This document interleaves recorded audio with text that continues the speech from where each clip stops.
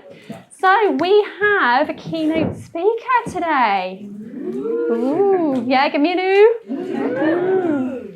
We have a keynote speaker today. So we have a quantity surveyor coming in to speak to us. Now, the person I'm about to introduce is a chartered quantity surveyor. Worked in projects in Dubai and London, and now more recently working in commercial conversions, which is very relevant for you guys today. So all ears open, no carb comas. And I have the wonderful pleasure of introducing Jake Suthers. Nice intro. Thank you very much. That's a nice intro. You're welcome. Hello, everyone. All hear me all right, yeah? Yeah. Very good. It's great to be here. Just get me there. It's great to be here. First progressive property event, so it's thanks everybody for inviting me, and great to see a lovely bunch of people. So today I'm going to talk about commercial management of construction projects. Really important factor in any project. Construction costs account for over 60% of any development appraisal, so it's a big chunk of money in your overall project. So managing construction costs is key. It's really key, and it warrants spending time and effort analysing construction costs and getting the right people in place to manage those build costs. So without further ado, we'll crack on. So for those that don't know me, I'm Jake Suthers. I'm founder of the QS company, and we do what it says on the tin, really. We are a chartered quantity surveying company. I'm a chartered quantity surveyor, and I've been fortunate enough to work on projects all over the UK. I spent 5 years in Dubai, working on some mega projects over there. Working on key projects, some of which are here, ranging from 30 million up to £500 million. £500 million, 500 million. But overall, over the course of my career, it's in the billions, the amount of construction costs I've delivered. It's a great career to be in. It's something I didn't plan on doing, but you sort of fall into these things, don't you, as you go through life. So I've enjoyed that. More recently set up the QS company, and we're a growing team. We're expanding and we operate nationwide. But we basically manage construction costs, contracts, contractors or principal contractors, and then we administer the terms of the contract during construction as well. So that's what we do. So has anybody ever heard of a quantity surveyor before? Yeah? And what is your interpretation of what a QS does? I'll say QS, shorten it. What's your interpretation of what a QS does? Numbers, yeah. Anything else? Strategy for build. Yeah, strategy for build, yeah. My dad says to me, all you do is count bricks, but I like to think of it as a bit more complicated than that. A penny counter. But yeah, we're essentially like the accountant of the construction world. We manage construction costs. Any problems you think you might face during the construction process to do with the build or managing money? Have you got any thoughts? Any problems you might face early on in the process? Costs that you didn't foresee. Yeah. Unknown costs. What about right early on when you're analysing deals and trying to understand how much your construction cost is? The charges and all that sort of thing. Yeah. Yeah. The drawdown from the bank. Yeah. Especially with people. Yeah. Yeah, so they're the common problems really, is early on understanding how much your construction cost is going to be and getting some certainty of that construction cost. Because you as developers want assured commercial outcomes. You want to know as you go through the process, you've got a really strong position commercially and you know where you're at financially. But then also when things don't stack up, you know, you might analyse a deal, run the numbers, you've got an indicative design from an architect and it doesn't stack up, so what do we do then? And that's where a good QS will come into play. He will manipulate and manage the design and shape the design to try and make it most efficient, make the numbers stack up so that you guys as developers can then move forward onto the next stage. So getting a QS in as early as possible is key really, because we understand efficiencies of a building. We know where you should be spending money, where you're going to add value to a project. And, you know, often my clients at the QS come to me far too late. They've bought the building, they've gone through planning, and they say, Jake, you know, how much is it going to cost? And I tell them, because it's based on a set of design information that they've had approved at the planning authorities. And, you know, I say, it's not going to work based on that design. You're going to have to change things. It's like, oh, why didn't I find out earlier? I could have done this before planning. I've spent 6 months to a year in planning, and I've missed the opportunity to tweak and change the design. So the earlier we're involved, the better, really. And then when it comes to managing contractors, you want to make sure you've got the right build partner in place. So we put processes and procedures in place to select the right build partner and pre-qualify that company to work with. And then when you've got that contractor, how you then keep them on track and manage them. So I've said here, this is a cup I need to keep calm and listen to a QS, because we're trained to manage all aspects of the project to do with cost, commercial and contractors. So I need to get that mug. So anybody fancies buying me a present after this? That's all I want. So how do we overcome those those problems? And I've developed a 4-step process throughout my career, really. And I've seen the good, the bad and the ugly, and I know what works. So I've put that into this 4-step process, and this is how we operate as a business. So step 1 is project feasibility. And this is really when you've developed a project brief, you're analysing a project, you're looking at the numbers, you're trying to make it work, and we'll get involved to produce a feasibility cost estimate. And we'll take outline plans and give a developer a more accurate picture of where construction costs are heading. So we'll check the project's commercially viable. That'll give you confidence to actually move forward with the deal. Because as soon as you press go on a project, you start incurring more fees. You've got professional fees to pay for. So we want to make sure before you're expending that money on professionals, it stacks up. And like I said before, 60% over is construction costs, so it deserves time to review. This in turn reduces risks and improves your funding position. So when you go for development finance, they'll ask you, you know, how have you got some certainty of the numbers? We're a chartered quantity surveying practice. We're regulated by the RICS. We give a report to underwrite those construction costs. And you can use that then to move forward with your bank finance. This is the biggest one for me, is spending money in the right areas that add value. Because you can spend money on all sorts of things on a construction project. Everything affects build cost. But you want to make sure you're spending in the right areas. If you spend in the wrong areas, you're just going to have a problem later on down the line, because the planners will approve something that looks amazing, but costs an absolute bloody fortune, and you can't make it work. So you want to make sure you're spending money in the right areas. And that in turn improves profitability and your bottom line. And then understanding, once you've got it all stacking up and the numbers make sense, you then need to understand your seed capital. So how much money you're going to need to put in place to take the project forward.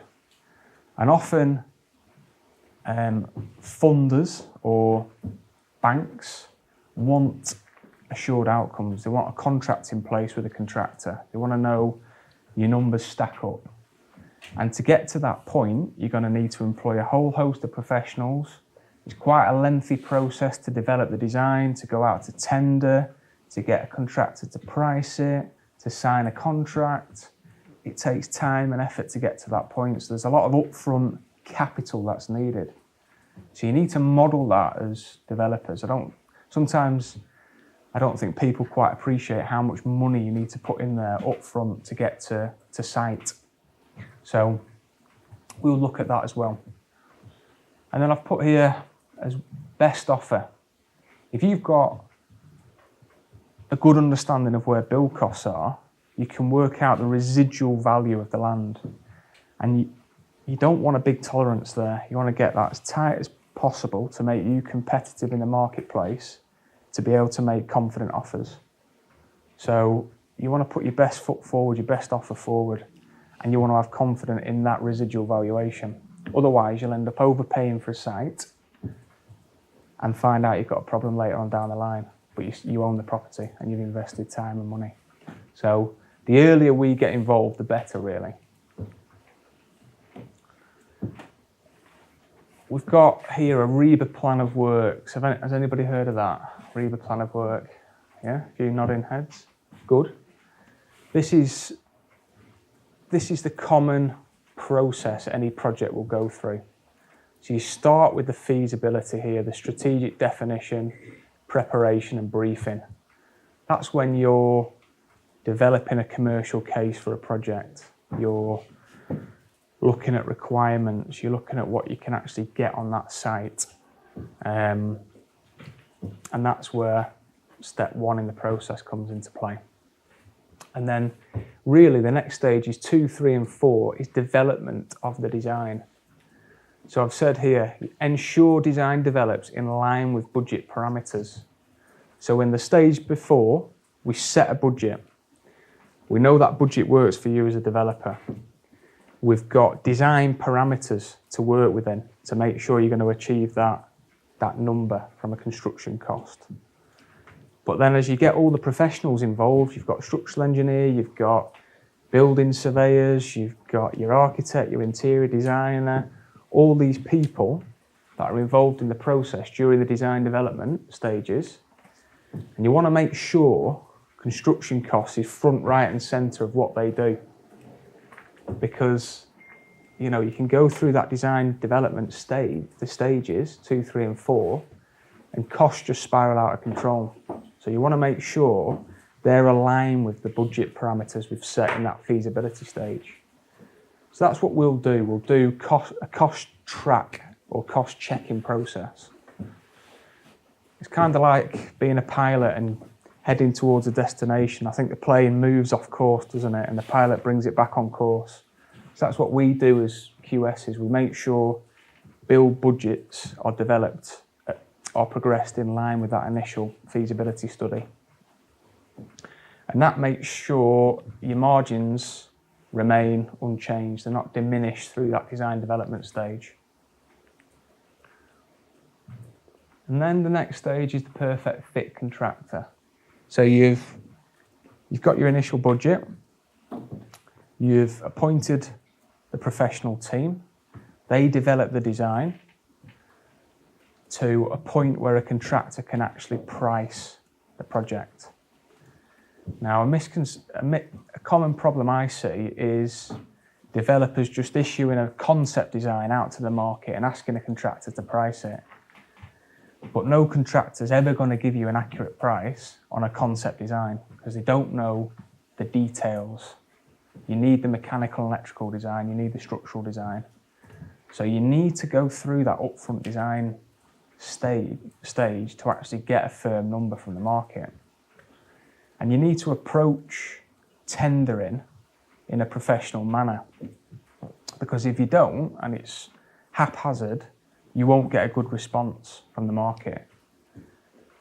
Who has challenges with contractors and getting responses and then, you know, sticking to numbers. So if you approach that in a professional way, you should get a professional response back as well. So in this stage, we'll select contractors with relevant credentials. And the way we do that is through a pre-qualification questionnaire or interview.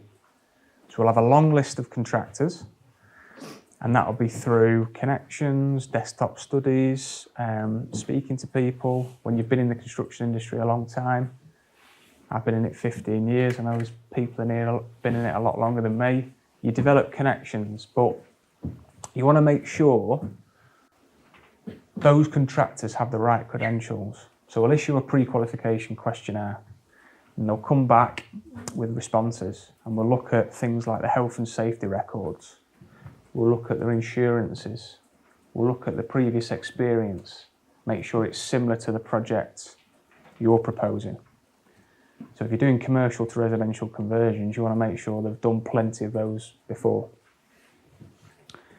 You look at the previous year's turnover and have a look at the financial standing. So you can get Experian credit checks on the contractor or a Dun & Bradstreet credit check. And you look at their turnover in hand for the next year in comparison to previous years. Because if their turnover was 10 million and all of a sudden it's 35 million, they might be stretched. So you want to understand how they're going to deal with that sudden increase in turnover. But, you know, a quick check is a Dun & Bradstreet report or an Experian credit check, and that'll give you confidence that they've got a good financial standing, particularly in the current market where things are a little bit tight. You don't want a contractor going bust midway through a project because it leaves you problems with the bank. The project will be delayed, you'll have to re-tender the works, it takes time and it costs you money, so you need to get that all done up front so you feel comfortable. So it's basically trying before you buy, isn't it? I've got a picture of getting married there. It's a bit like the dating process. I know before I got my knee dirty with my wife and proposed, we went on a number of dates. We were dating for 3 years or whatever. So I understood what I was getting into and I was happy with that, so I proposed. So it's a bit like that, finding a perfect fit contractor. And you do this dating process by pre-qualification and interviews as well. So once you've done the pre-qualification, you might have a long list of 10. And then you'll sit with them, interview them, you're the developer, it's your project. And then you might shortlist that to maybe 5 or 6 bidding contractors. So you can score the responses. So when they come back to you, you can score the responses, and that way you can shortlist them for the tender. And then you've got a really robust tender list, and you know, hopefully, you're going to get some good responses. So this whole process will help you have a successful project delivery. You might be in bed with this contractor for 12 months, 18 months, depending on the size of the project. So you're going to need to get along, and you're going to need to make sure they're the right person.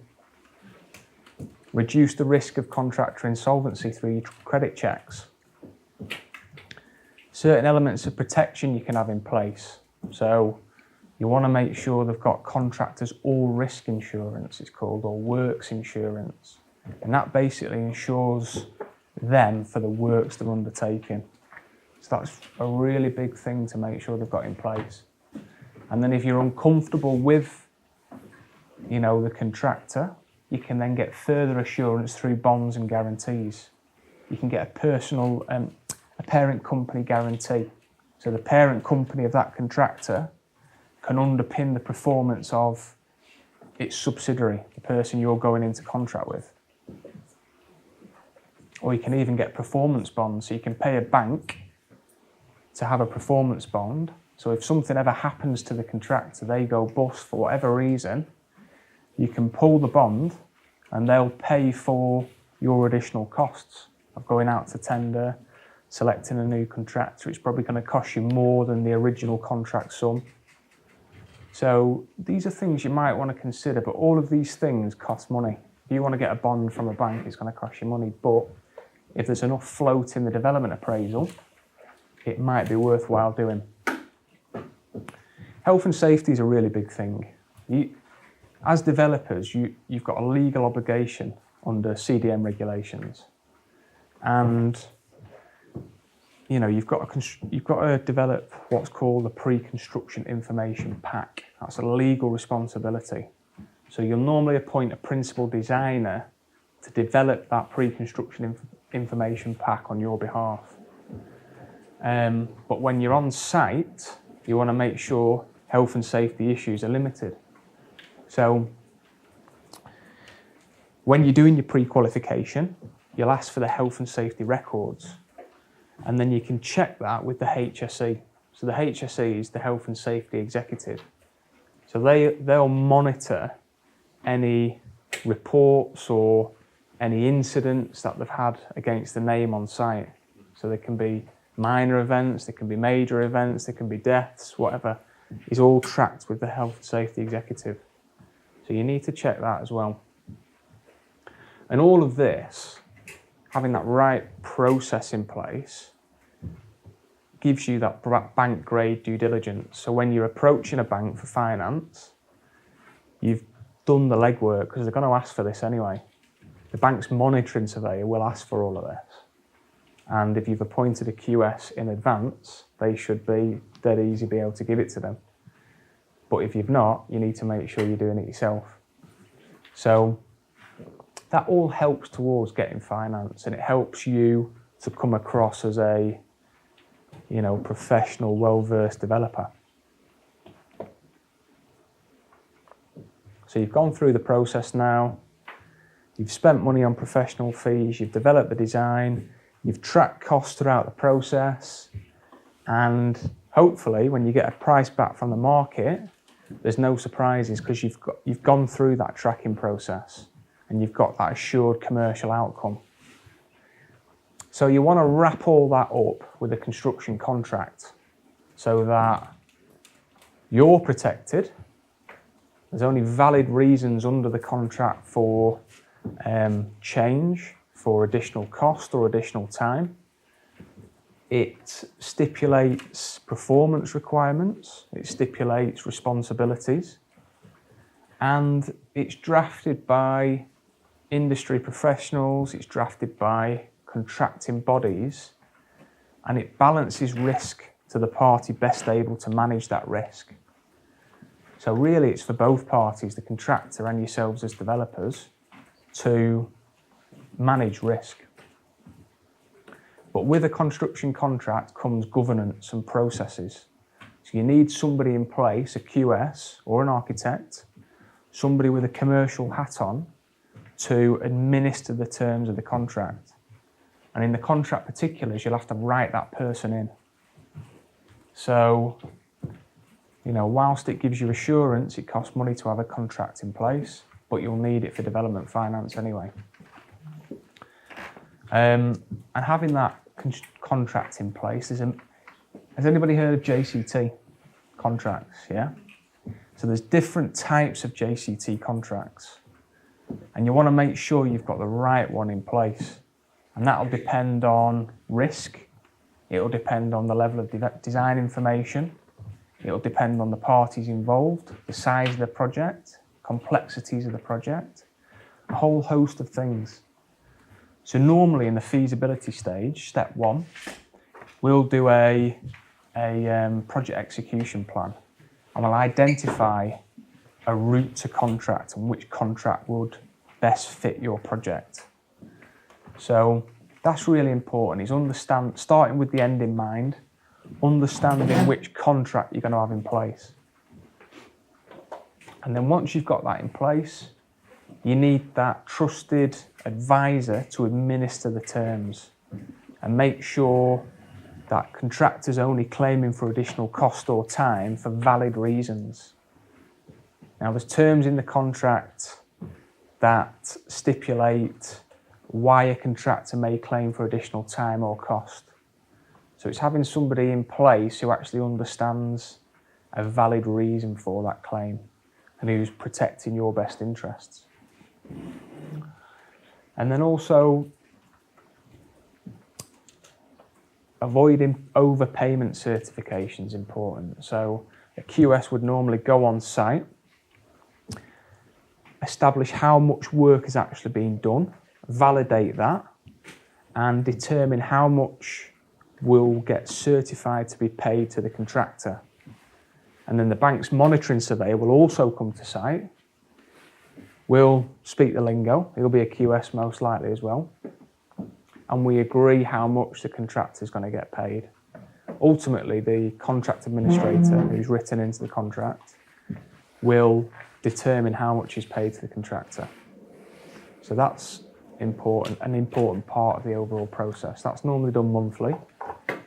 And you want to make sure you're not overpaying or over-certifying for works that aren't on site. So if anything ever happened to the contractor, you've not paid £500,000 when there's only 200 grand worth of construction work on site, because that would leave you exposed. So there's a real process around that payment certification, and it's having the right person in your team to do that.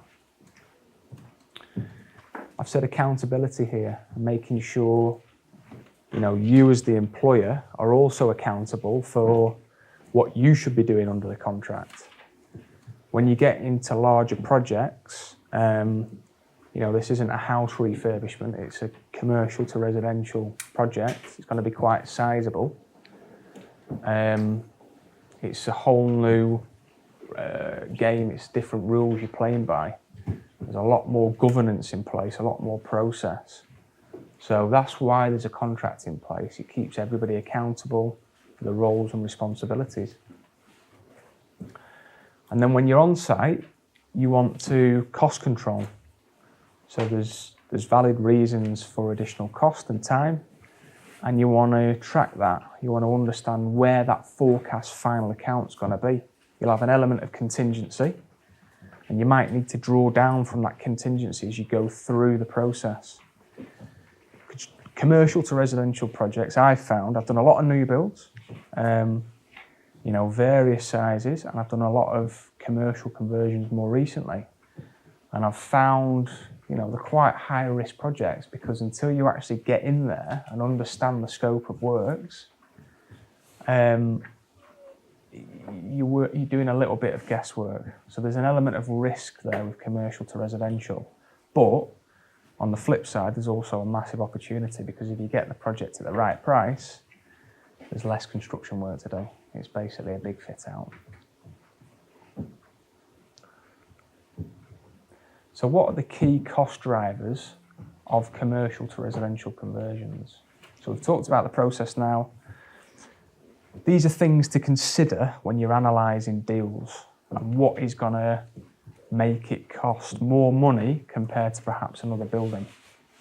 And these are all extracts from projects I'm working on at the minute or I've delivered. So the structural integrity is really important. So when you're visiting properties and you're serious about a property, I would always recommend getting a structural survey to understand its integrity. Have you heard what's going on with rack concrete at the minute? It's like aerated concrete. It's not the best concrete to have.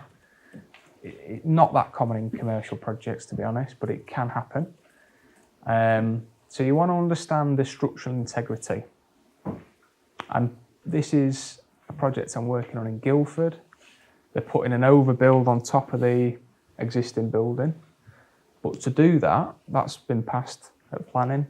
To do that, they need to do a steel grillage system to the underside of the roof at top floor. So that's all this steel here.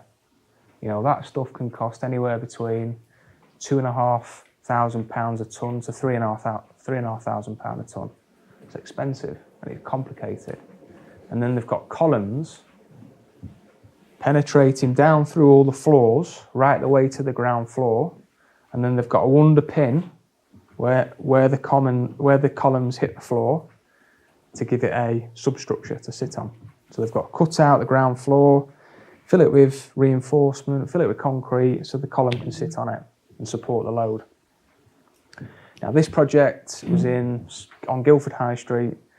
It had Poundland and CEX on the ground floor, and they were existing tenants, and then they were developers converting above into apartments.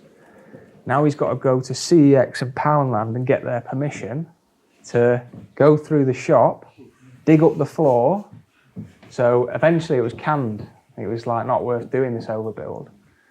So you've got to really understand the structural integrity of the building and what it actually takes to do an overbuild. Sounds nice to do an overbuild, but actually doing an overbuild is complex. It is complex. Not to say it can't work. You know, if you were in a central London location, Mayfair, and it was going to be, I don't know, 4,000 quid a square foot sales value, it might be worth doing. So there's a play-off there between value and construction cost. The next one is fire and life safety. A couple of things here. So we've got 15-metre escape distances. So if you've got an apartment up here in the corner, it has to have no more than 15 metres to the nearest escape stairway or exit. So if it's a long, narrow, thin building and you've got an apartment way over yonder and it's over 15 metres, you're going to have to introduce either another stair core or an external staircase to make sure it's no more than 15 metres escape distance. So that's something to consider, is the size of the building, the floor plate, how that actually looks, and where your escapes are.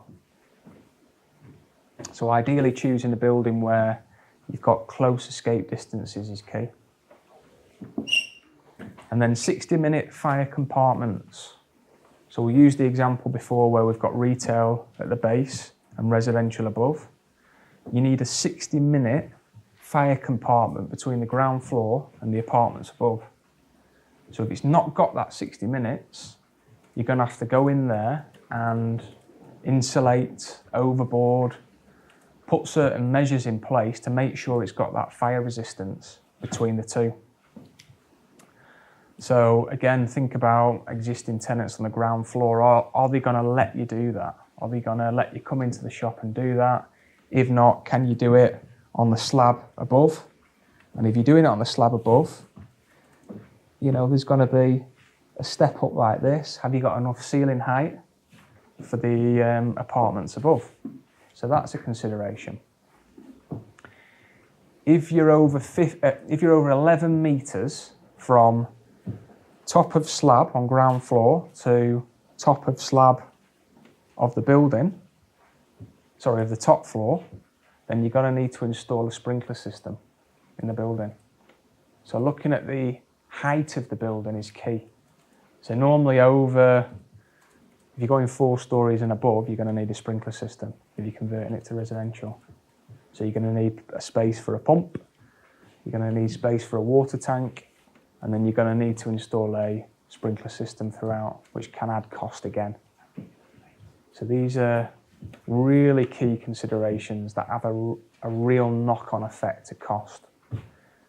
Now, the best residential conversions I've seen are, you know, there might be 2 or 3 stories, still big buildings, might be 2 or 3 stories.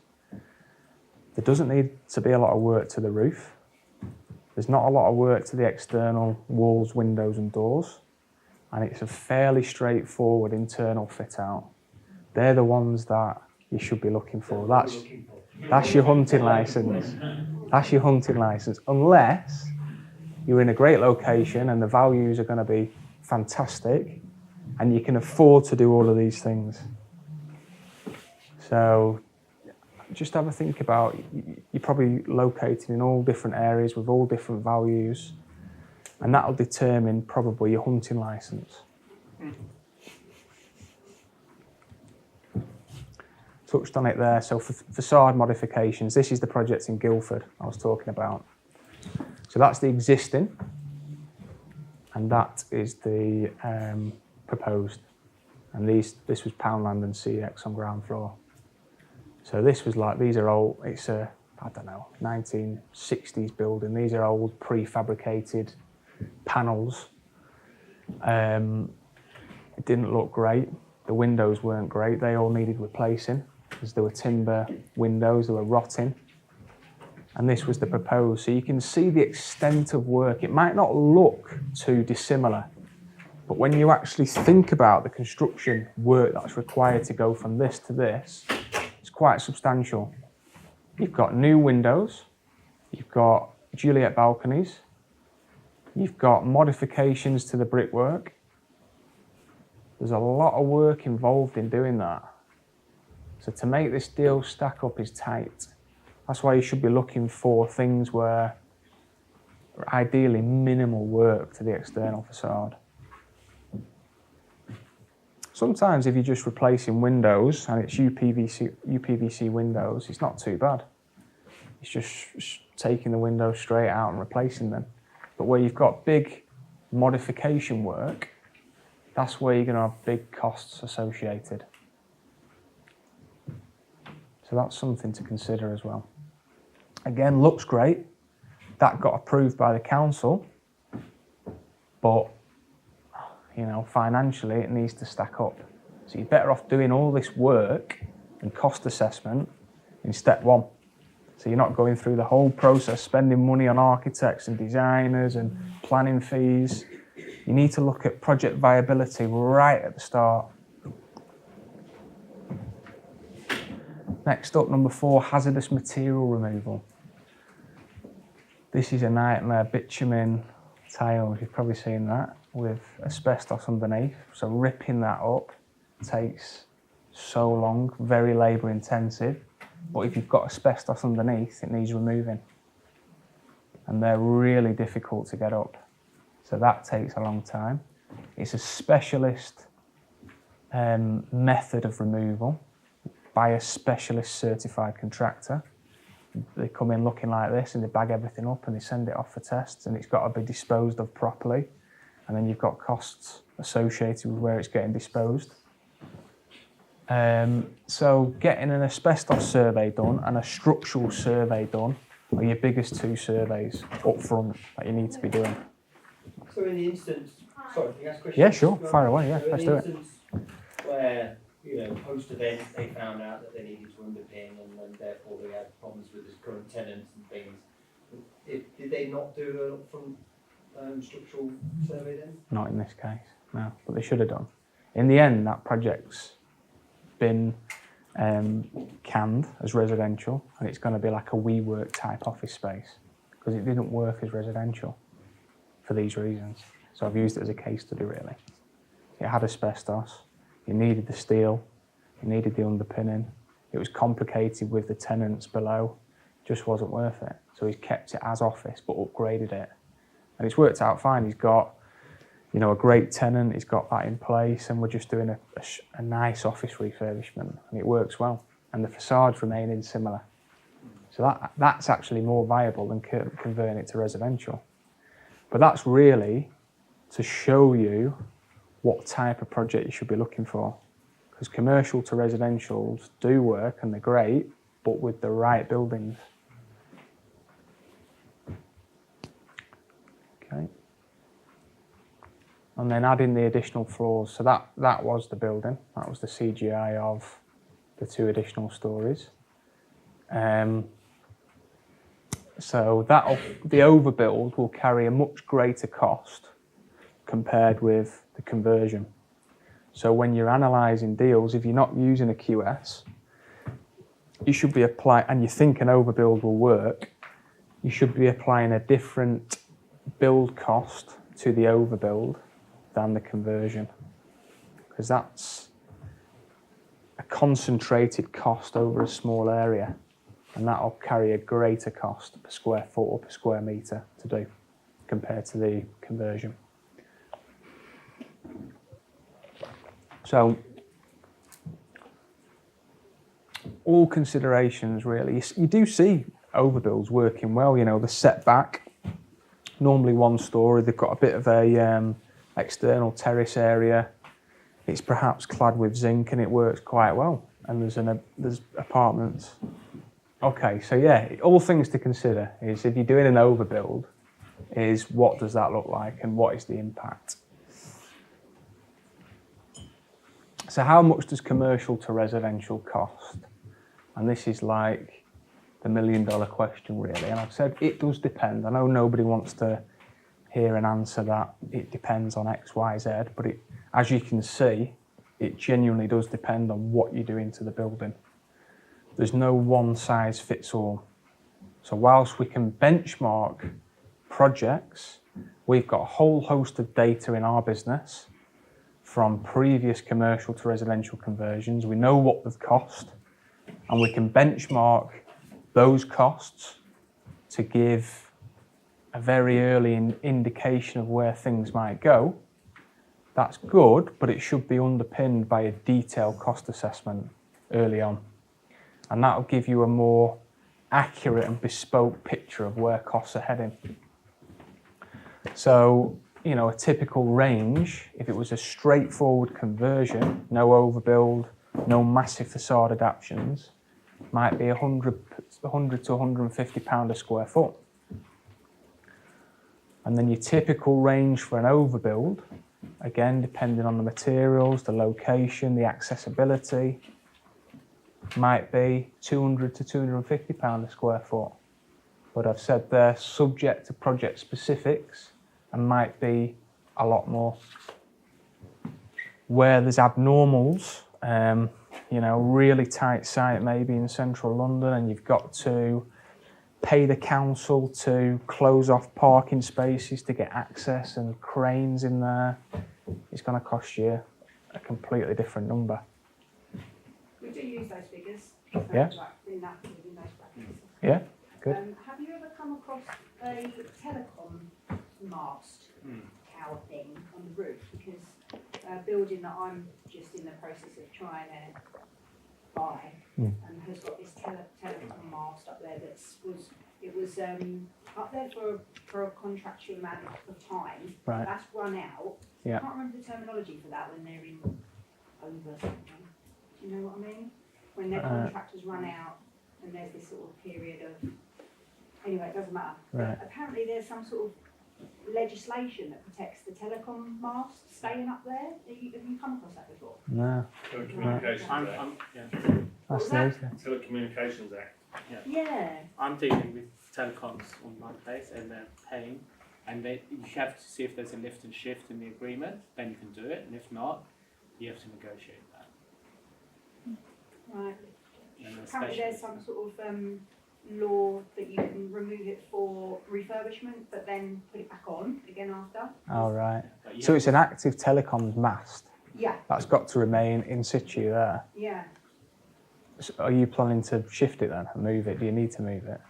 It just looks really ugly. We're not Oh, in right. the airspace at the moment, Right. but as the contract has run out, Yeah, I'd rather it just gone. yeah, But apparently it's got some sort of law that protects it, so this Right. is some more nitty gritty that we're going to get into a bit further down the line. I was just wondering if you'd come across that before. you probably, yeah, I mean, you probably can move it unless it's got an absolute requirement for it to be there, but it'll Yeah. cost, again, it'll cost you for utility statutory provider to come out and move it, BT or whoever. They'll charge you to do it. So I'd speak to them and get some costs, and then you can factor that in there. But yeah, you probably, I don't know, you probably can move it if it's nothing critical, but it will cost you. Yeah. Okay. That's the other thing as well, speaking of utilities, is you need to understand the capacity that's in the building. Because if it's used as an office, you're most likely going to increase the power capacity into the building. So sometimes you've got to go to a statutory provider and you need to understand if there's any reinforcement costs, which is like upgrades to the power provision into the building. So that's another cost consideration that's not on my slide here, is there enough capacity to provide for the proposed apartments? Most of the time there is, but it's not always the case. So that's another thing to check. There's some great companies out there that'll do this on your behalf, consultants who know people within the statutory organisations, because they're so hard to deal with and they're obviously got loads to do and you're bottom of the pile, so you can pay people to do it on your behalf, and then at least then you're aware of any reinforcement costs. So that's one thing to consider. And then you'll also have a connection charge to each of the apartments.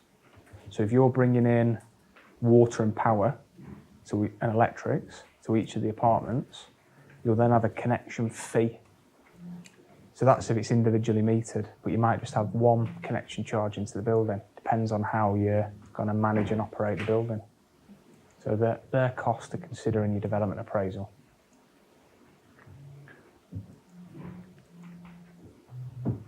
This is another case study. This is in Preston, where I'm actually from. I've come down here today.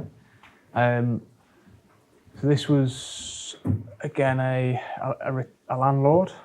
He owned this building. He was retiring. He was moving abroad. And he wanted to convert the building into residential and move abroad and then let it out. So we did our numbers. We looked at, converting the upper floors. This is an overbuild here. This was a warehouse, so converting that to apartments as well. There was facade adaptations. He was putting like an open walkway at the back here. Looks great. Architect's done an amazing job. It looks good, but it wasn't financially viable. So again, you can see commercial to residential, minus 10% return on capital employed.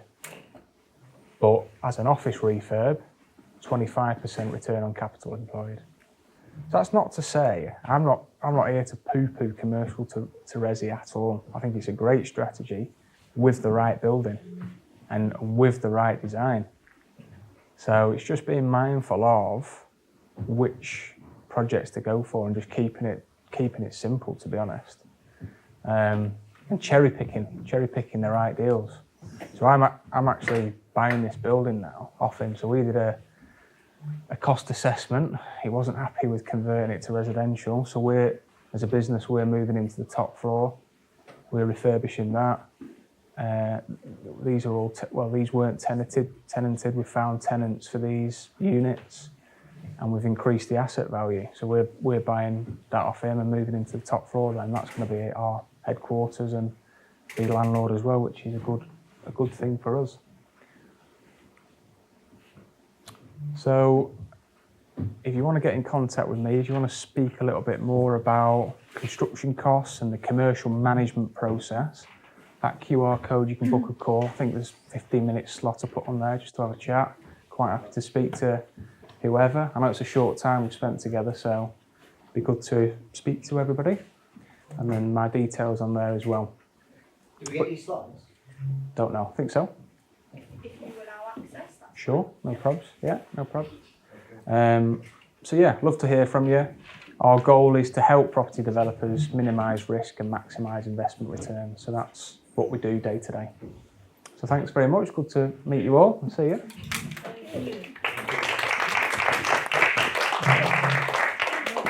Jake, do you have any more questions? Sure, yeah. I don't know how long have I been? You're all right. About an hour. I think you're good. Yeah, both any questions? Yeah. She was listening. She told me she was listening. I can actually hear everything. Yeah, the first question I want to ask you as a policy officer is when you get this project, how do you initially determine the time scale? The timescale. Yeah. Experience, benchmarking it against other projects. A lot of what we do is based on data. So we can look at projects we've delivered and understand how long they took and understand the size and complexity and then apply it to your project. Okay, so That's right. She's had a rest. So, Come on. She's recharged, isn't she now? in the middle of the project, Yeah. and initially everything, based on your experience, Yeah. everything was right, the calculation and everything, and you later found out that things are not quite. So, being as an investor, or somebody that, handle the project, so what's going to happen? Have you ever been in a project whereby everything was scattered, like Yeah. not really? Yeah. That's why it's important. That's why it's important to do that feasibility study up front. Get a QS, whoever it is, involved early on to help you with construction costs and feed into your development All appraisal, those things and that. right? Ever been after that, encounter any Yeah. issue? Have you? Yeah, it can be. If the unforeseens come up, you do hold a contingency sum, so that is to account for design, development, and construction risks. But if something catastrophic comes up, like COVID-19, we've had that, there were projects that came to a grinding halt. Things happen in the world, don't they, that affect projects. But yeah, I've worked on projects that have just come to a grinding halt. People have spent time and money and had to sell buildings and lost money. That's why it's important to do the DD up front.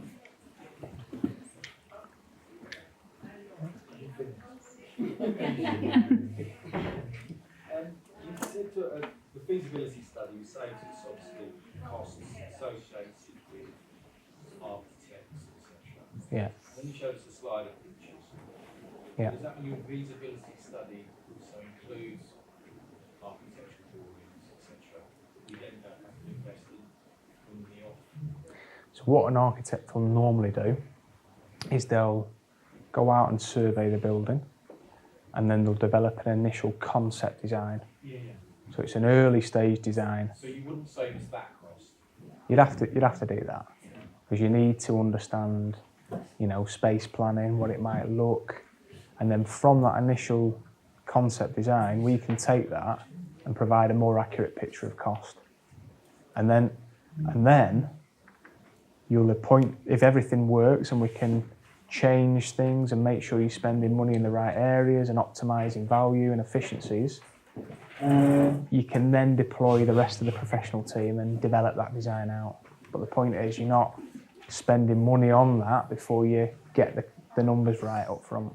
So what would you perceive of us coming to you with? So you say, right, okay, what have you done? You need to do this, this, this, and this for us to create a feasibility study on the project. Yeah. What elements of that do we need to bring to you? Yeah. I just say The architect's drawings first. very early concept design from the architect. If you've got Basically, asbestos survey and structural survey, even better, but very early concept design from the architect. That's important. so that's really it. That's it, yeah. We can visit the site, we don't need to, but we can visit the site. Probably have a right move link or some pictures of an existing building. That's it really. Jay, just actually, it's a continuation of Andy's question then. So here we do a DAS, a deal analysis, Yeah. get some drawings done, and even at that stage, we then obviously we visit the site and done the DAS. So then we're coming to you at that point to validate some of that. Yeah. We've got a deal and stacking up at 25%. Yeah. on that, Yeah, you don't want to be paying for a QS on every deal you look at. You want to try and narrow it down, get a vendor on the hook a little bit. You know, Yeah. you've got something worth pursuing then and spending a bit of money Yeah, interesting. on. Yeah. So that's when I'd start employing QSs. Just wondering how often you're on site once things are up and running. Do you have to be local to it? Is it best No. to find a local QS? Well, you don't have to be local. We operate nationwide. You need to be on site once a month to validate payments and meet the bank's monitoring surveyor, but it's once a month. A lot of it can be done remotely. So a lot I've of got one for you then. yeah, to get yeah, one. yeah. We'll have a chat. Yeah. Hopefully that QR code works. The book would call. I was going to ask, you do like $500 million developments, so if we are doing something at 5 units, is that of interest to you? You've got to. To the interns. Yeah. We need a team actually. A deal like that has got to warrant a QS getting Yeah, involved. exactly. So if it can, I understand. if the numbers can warrant a QS being involved, and you've got a budget there for a QS, then yes, I would be interested. But if it's a small number and it's not worth time, and you know, things are tight from a development appraisal point of view, it's probably not worthwhile. But I mean, we look at things from 250, 300,000 above. That's sometimes worth getting us involved. Maybe not the full service, but a couple of bespoke services along the way. So, yeah, have a look at it.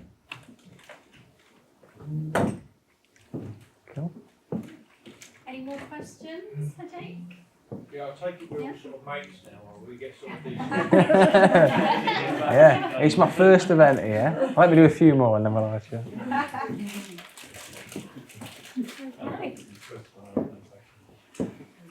Any more? Any more burning questions? One last question from anyone? No? Cool, good stuff. Good to meet you all. Answered everything. Thank you very much. Lovely. That's all right, thanks.